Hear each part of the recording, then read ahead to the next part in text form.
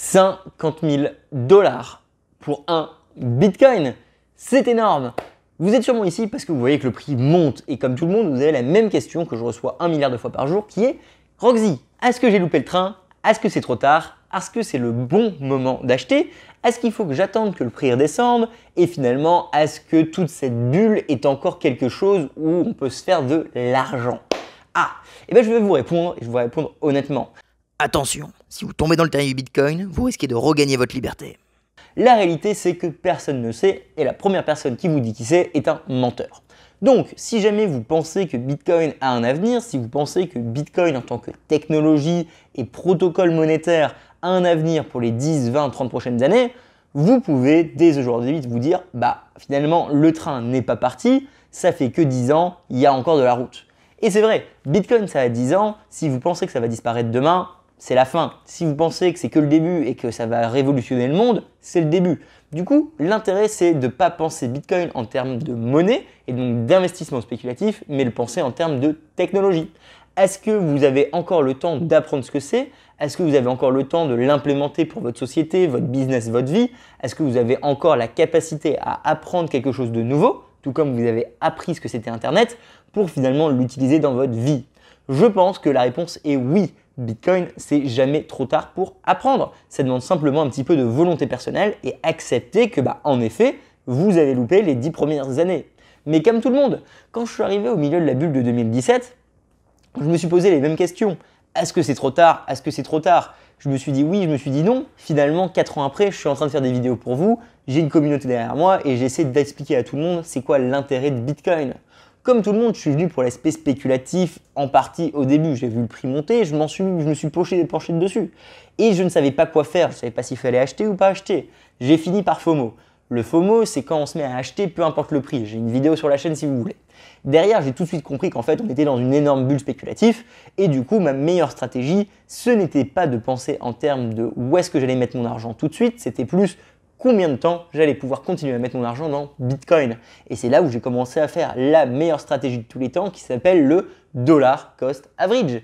On investit un petit peu régulièrement.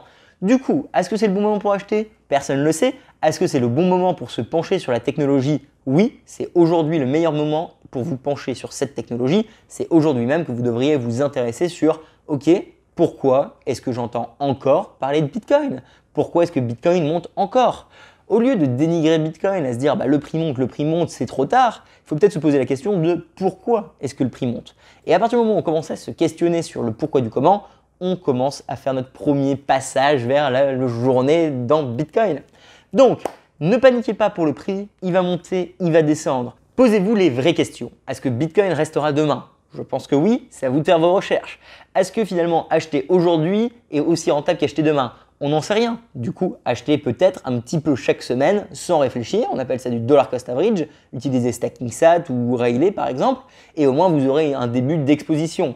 Est-ce qu'il faut mettre son argent si jamais le prix baisse? Je n'en sais rien. Je ne connais pas votre budget. Par contre, si vous pensez que vous avez de l'argent à essayer de garder contre l'inflation et que vous pouvez vous permettre de risquer un petit peu plus sur Bitcoin, peut-être qu'une solution comme Buy the Dip, vidéo sur la chaîne, peut vous aider. Donc finalement, est-ce qu'aujourd'hui c'est le bon jour pour acheter Bitcoin? Est-ce que vous avez loupé le train?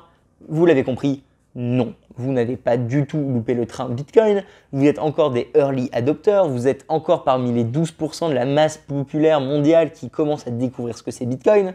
Est-ce que le prix a déjà fait des milliers de pourcents? Absolument. Mais moi-même, en 2017, il avait déjà fait des milliers de pourcents. Ça ne changera rien. Et dans 5 ans, il aura potentiellement refait des milliers de pourcents. Donc ne pensez pas au prix, pensez à la technologie. Posez-vous les bonnes questions et penchez-vous sur Bitcoin. C'est jamais trop tard pour arrêter d'avoir des misconceptions et commencer à poser les bonnes questions. Si jamais vous avez besoin d'aide, vous vous en doutez, il y a tout sur ma chaîne. Vous pouvez prendre n'importe quelle vidéo qui devrait s'afficher quelque part, c'est plutôt cool. Sinon, j'ai un cours Teachable avec toutes les réponses pour vos questions. C'est vraiment une formation gratuite, accessible pour les débutants qui va vous remettre à niveau, vous expliquer qu'est-ce que c'est Bitcoin, pourquoi c'est important, comment les sécuriser, comment en obtenir et comment ne pas les perdre au cas où il y a un accident important. C'est vraiment une formation pour tout le monde qui va vous emmener sur une réflexion éthique et philosophique de qu'est-ce que c'est Bitcoin.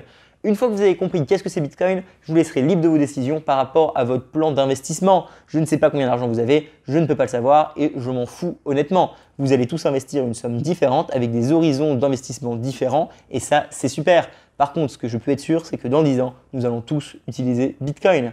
Allez, chez Roxy, merci de continuer à me suivre. N'oubliez pas de vous abonner, liker, mettez la cloche et tout le bazar. Vous connaissez les deals. YouTube, c'est un algorithme. Si on veut le détruire, si on veut réussir à rendre Bitcoin la solution face au désastre des banques centrales, c'est ensemble qu'on peut y arriver. Bitcoin, c'est avant tout un combat éthique pour une reformation complète de notre société. Et ça, c'est absolument passionnant. Allez, à la semaine prochaine. Bisous.